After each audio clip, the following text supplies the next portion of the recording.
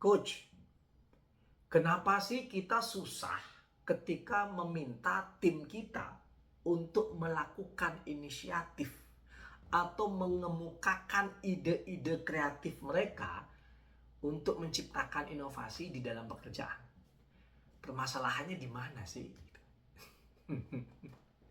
Ini sebuah pertanyaan yang gue dapat minggu lalu di salah satu perusahaan klien gue, yang menanyakan tentang kenapa sih susah sekali ketika kita meminta tim kita untuk berinisiatif terhadap pekerjaan mereka sendiri.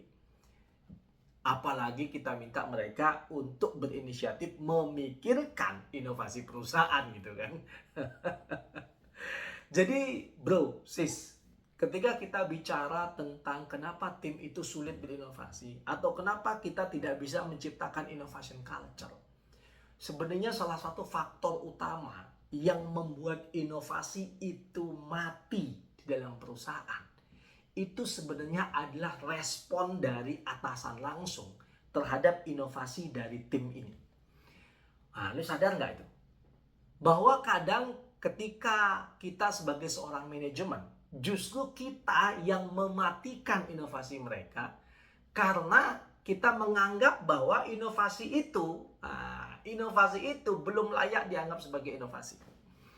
Jadi ada dua hal nih ya. Ada dua hal ya yang perlu lu ketahui, yang pada akhirnya ini mengakibatkan inovasi itu mati. Sehingga dua hal ini harus lu hindari. Oke, apa itu? Yang nomor satu. Yang nomor satu adalah ketika inovasi itu diberikan, inisiatif itu diberikan, ide itu diberikan, lu tidak bisa melihat bahwa inovasi itu, lu tidak bisa melihat bahwa inovasi itu sebagai sebuah berlian yang bisa diimplementasikan di dalam perusahaan. Jadi ketika orang melakukan inovasi, lu selalu melakukan judging tuh, lu selalu menilai inovasi itu. Ini masih mentah. Ini belum waktunya dilakukan. Ini belum layak dilakukan. Sehingga pada akhirnya mindset lu yang berharap inovasi itu sudah langsung inovasi yang matang, padahal tim lu memberikan inovasi yang pastinya belum terlalu matang gitu ya. Itu tidak akan lu respect, nggak akan lu hargai itu. Dan kita harus ingat tuh, bahwa ketika tim itu memberikan idenya, pasti ide itu, gue bilang pasti ya, karena mungkin 90% gitu ya. Pasti ide itu seringnya adalah ide yang belum matang. Sehingga ketika ide itu disampaikan, dan lu berekspektasi bahwa ide yang mereka berikan harus ide yang matang, maka itu tidak akan pernah terjadi. Ketika ini tidak kena ya, ekspektasi lu dengan apa yang mereka berikan, maka ini akan ada gap. Nah, gap ini biasanya terlihat dari respon lu terhadap ide-ide mereka. Ketika mereka melakukan ide, kemudian respon lu adalah tidak menghargai ide itu, mengatakan bahwa ide itu terlalu mentah, atau bahkan mengkritisi ide itu, maka pada akhirnya ide-ide yang ada dari tim lu pada akhirnya makin lama akan makin menghilang. Karena mereka menganggap buat apa ngasih ide, karena setiap ide pasti dikritik, setiap ide pasti dianggap belum bagus, setiap ide pasti dikecilkan atau diremehkan oleh atasan kita. Sehingga pada akhirnya mereka takut atau mereka enggan untuk memberikan ide. Nah, itu yang nomor satu. Lalu yang nomor dua apa? Yang nomor dua adalah ketika ide itu diberikan dan menurut lu ide bagus, nah ini masalah juga nih yang kedua nih. Menurut ide bagus, lu lambat sekali untuk mengimplementasikan ide itu. Dan ketika lu belum mengimplementasikan ide itu, nah lu tidak memberikan kepada mereka feedback tentang progres dari ide mereka.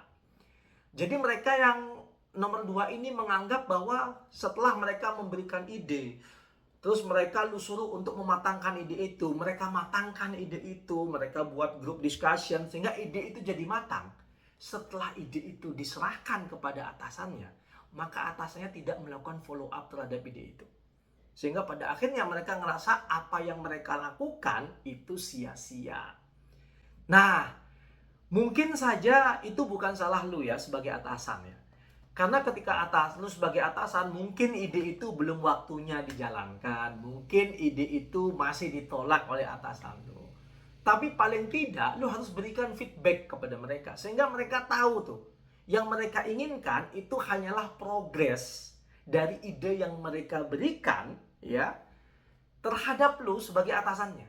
Sehingga pada akhirnya mereka bisa melakukan follow up terhadap ide itu. Mungkin saja ada hal-hal yang tanda kutip tidak sesuai penyampaiannya. Sehingga pada akhirnya penerimaan lu sebagai atasan ya dari presentasi mereka sebagai pemilik ide ini itu tidak sama. Sehingga pada akhirnya ketika terjadi feedback ya, dan follow up ini, mereka merasa bahwa ide mereka itu dihargai.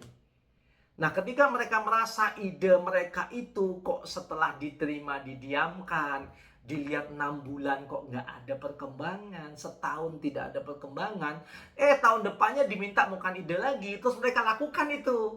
Kok mereka godok lagi ide itu, sehingga ide itu matang sesuai keinginan lo, biar nggak seperti yang nomor 1 tadi gitu kan. Kemudian setelah ide itu matang, diberikan kepada atasan, setelah itu ditunggu lagi tuh 6 bulan nggak ada kabar, 1 tahun tidak ada kabar. Di tahun ketiga ketika lu minta ide, mereka akan berhenti memberikan idenya. Karena apa? Karena mereka menganggap itu sia-sia. Buat apa ngabisin waktu memberikan ide, inisiatif, kreativitas, inovasi, tapi tetap aja nggak diimplementasikan. Tanpa ada follow up, tanpa ada feedback kepada mereka sebagai pemilik ide. So, ketika lu pingin punya tim yang memiliki banyak inisiatif, ide-ide kreatif, inovasi, salah satu hal yang perlu diperbaiki pertama itu adalah bagaimana cara kita ya sebagai seorang atasan menghargai ide itu dengan apa? Yang pertama, bisa melihat ide itu sebagai sebuah berlian. Ya, tidak meremehkan ide itu, tidak mengecilkan ide itu, tidak melihat selalu sisi negatif dari ide itu. Ya. Dan kalau memang ada yang kurang, minta mereka, berikan mereka feedback untuk mematangkan ide itu dari perspektif yang lu inginkan. Kan lu punya ekspektasi kan. Nah, lalu setelah itu yang kedua, setelah ide itu jadi matang, yang perlu lu lakukan adalah lu berikan kepada mereka feedback. Ya, feedback dari follow up ide ini yang lu teruskan ke atasan lu sebagai manajemen level atas atau board of director, sehingga mereka tahu tuh permasalahannya di mana, kenapa ide bagus ini tidak bisa terimplementasikan, dan ini bisa jadi bahan evaluasi mereka di tahun-tahun berikutnya. Seandainya pun tidak bisa diimplementasikan, seandainya baru bisa diimplementasikan tahun depan atau 2 tahun lagi, mereka pun pada akhirnya tahu. Sehingga mereka merasa idenya itu dihargai dari lu sebagai atasannya. Nah, kalau lu pingin tim lu punya ide, inisiatif, kreativitas, dan inovasi, inilah 2 hal yang perlu lu lakukan, sehingga pada akhirnya lu nggak ngeluh lagi.